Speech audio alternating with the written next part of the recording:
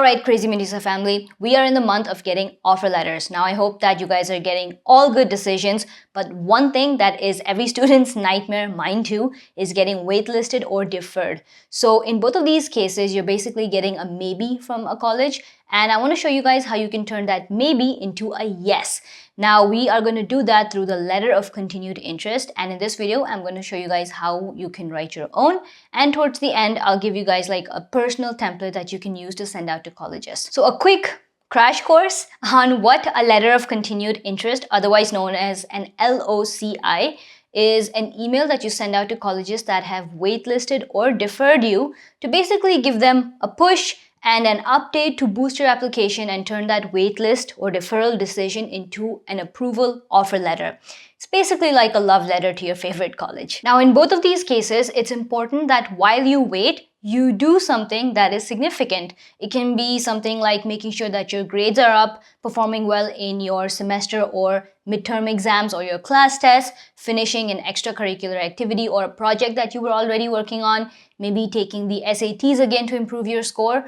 The goal is, it's been a few months or a few weeks since you've submitted your application, right? So during that time, what have you done with your life to make it better, to improve it?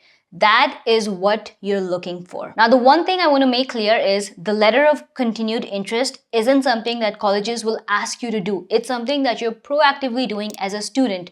So imagine telling the colleges that, I want to give you guys an update. Here are the things that have changed and progressed or improved from my application since I last submitted it. So the best way to start your letter of continued interest is by liking this video. But on a more serious note, let's jump right into what the entire email would look like. So your intro can look something like, "Hi, my name is Saloni. I'm a highly motivated student from Bangalore, India, who is keen on attending Cornell. Although my early decision application was not successful and I was deferred, I still remain convinced that Cornell is the perfect fit for me. I would like to extend my appreciation to the admissions department for taking the time to reconsider my application." It's clear, it's right to the point. If you want, you can also mention things like your common ID number or some sort of identification number to provide some more information. But that's pretty much about it. Now, the main body is where you would add your updates. Now, the updates can kind of be divided into two parts. There are academic and extracurricular related updates, and then there are some like honor related updates. Now, the academic updates, I'll give you a couple options and you'll kind of get an idea of what these should look like. Recently, I had the privilege of interacting with current Cornell students through informative webinars. This experience helped me understand the peer-to-peer dynamic and reinforced my belief that I am among peers, individuals who are warm, humorous, creatively inclined, and unapologetically curious. Now, from this, one important takeaway that I would give you guys is it shows that as an extended interest to applying to Cornell, I've kind of gone out of the way to find situations and places where I can interact with Cornell students. Now, even though in this example I mentioned current students, if you get the opportunity to maybe attend some info sessions in your city, colleges do this all the time, talk to alumni on LinkedIn, reach out to current students, maybe get an idea and feel for what type of major you're applying and get more information. All this shows that you're willingly going out of your way to learn more about the college and the major that it's offering. The next part would look something like, "I'm excited to share that I've completed my summer research program and to that end have created and presented a poster focused on promoting gender inclusivity within STEM fields. This poster was presented during an inter-school science exhibit. I've attached a PDF copy of my poster with this letter." Another example can be something like, "I'm thrilled to announce that in the 38th Annual Science Olympiad National Tournament, I placed second in 2022 for the Write It, Do It event and third in 2023 for meteorology." Now, again, both of these things have dates in them. It's very evident and clear that I've taken my writing skills seriously. Basically, I've continued the passion that I displayed on my college application initially. Another example is, "I'm pleased to announce that I've recently begun an internship at a specific hospital where I've had the opportunity to work alongside and learn from experienced biomedical engineers."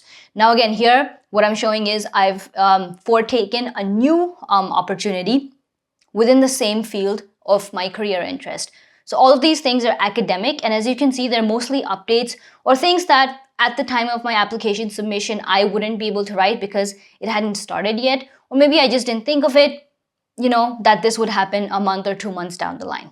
Now, the last section where you want to update them is maybe providing a quick list of any like direct achievements or honors that you have. Now, this can be, I'm happy to share that I've been awarded the following positions last month. Just a quick bullet point: best speaker for an inter-school debate competition, placed third place in a 24-hour coding hackathon, taken some online courses, member of the Red Cross or Girls Who Code community. All of these things are updates that are new, right? Now, other than this, you don't want to put anything that has already been on your Common App. And I've said this multiple times in the video, but don't repeat that information. It can probably harm your application and show that you really didn't have much to write about, so you just decided to repeat the same thing, right? Doesn't look good, doesn't help you in any way. Now, the last part is the conclusion, and in the conclusion, I would kind of break it down into 3 parts. 1, you can talk about a professor or a lab or a research on that university's campus that you want to get involved in, that you're excited about. 2, maybe talk about something else other than academics that excites you. Like, for example, if I was coming to Cornell, I would Google that it's located in Ithaca, which is somewhat of like a hill station. It's surrounded by lakes and gorges and waterfalls, and there's a lot of like trekking and kayaking to do here, so I could write about that. And in the very end of your email, you want to have a polite and respectful tone for the person who's actually reading your email. And that's pretty much about it. That kind of concludes it. And as you can see, it's a very concise, to the point email. Now, I do want to touch on one last thing, which is possibly resubmitting your supplemental essays. Now, being waitlisted or deferred in a way means that the college is putting you on hold and indirectly giving you another chance. So technically, you could resubmit your supplemental essays. Maybe you have better ones, or you got like a good idea of how to write one after submitting all of those applications, and you want to just submit a new one. And there's no rule that says that you can't. So technically, you could do that if you want to. But in my personal opinion, and this is just what I think, I feel like it can be taken as a negative thing, like potentially conceived as colleges thinking that the student didn't spend enough time before the deadlines and now they're making up for it. But on the other hand, I could also see if a student has a major life event or a situation that they want to describe that maybe hadn't happened at that time. Let's say, for example, a student was in a really bad place, end of November, early December timeframe, and they couldn't really focus on their applications. But now they're able to write better essays, and they just pointed that out and want to resubmit their essays. So I feel that seems, pretty genuine.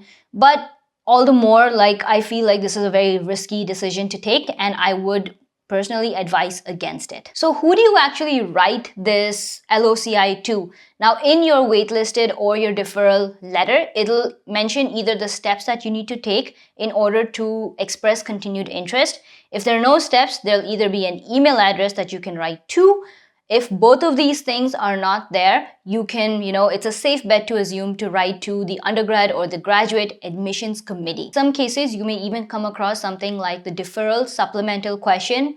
I mean, I know, right? Like, just when we thought that essays and supplemental questions were over, they just throw another one at you. Now, if you kind of like read this supplemental question that they've asked, it's basically the same thing that, we've been talking about all along. They want to know, from the time you submitted the application up till now, what has changed? Any updates, any improvements, any progress?